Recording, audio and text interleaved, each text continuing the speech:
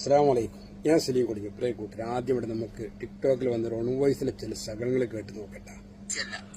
സന്ദീപ് വാര്യർ സംഘപരിവാർ കൂടാരത്തിൽ നിന്നൊക്കെ ഉപേക്ഷിച്ച് നല്ലൊരു പ്രസ്ഥാനത്തേക്ക് വന്നാണ്.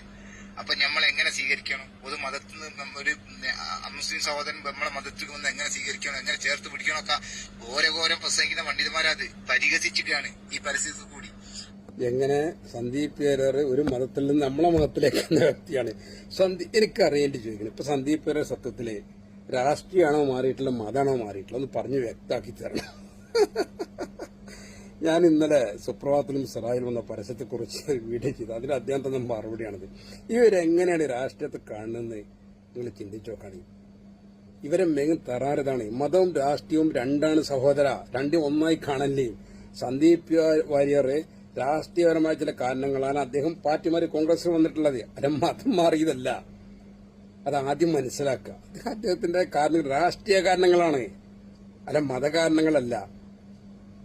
ഇപ്പൊ കോൺഗ്രസിലേക്ക് സന്ദീപ് പേര് വന്നിട്ട് നല്ല കാര്യമാണ്, എല്ലാവരും സന്തോഷിക്കുന്ന കാര്യമാണ്. ഒരു സംഘപരിവാരത്തിൽ BJP-യിൽ നിന്നൊരാള് മതേതര പാർട്ടിയെ കോൺഗ്രസിലേക്ക് വരിക എന്നുള്ള സന്തോഷകരമായ കാര്യമാണ്. ആർക്കും എതിർപ്പൊന്നുമില്ല. നമ്മൾ ഏത് പാർട്ടി നല്ല മുസ്ലിം ലീഗ് ചെയ്താലും കോൺഗ്രസ് ചെയ്താലും മാർക്സിസ്റ്റ് പാർട്ടി നല്ല തന്നെയാണ്.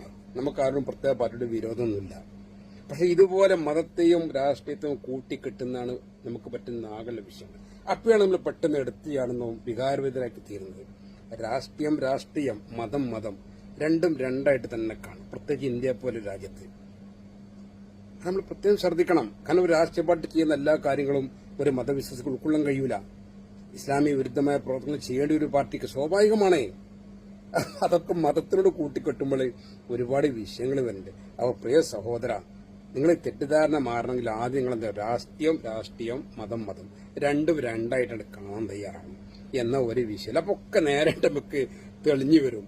ഇത് രണ്ടും കൂട്ടിക്കുഴച്ചാലോ അത് സാമ്പാർ അതിന് പിന്നെ ഒന്നും നമുക്ക് വേർതിരിച്ച് എടുക്കാൻ കുറച്ച് പ്രയാസമായിരിക്കും.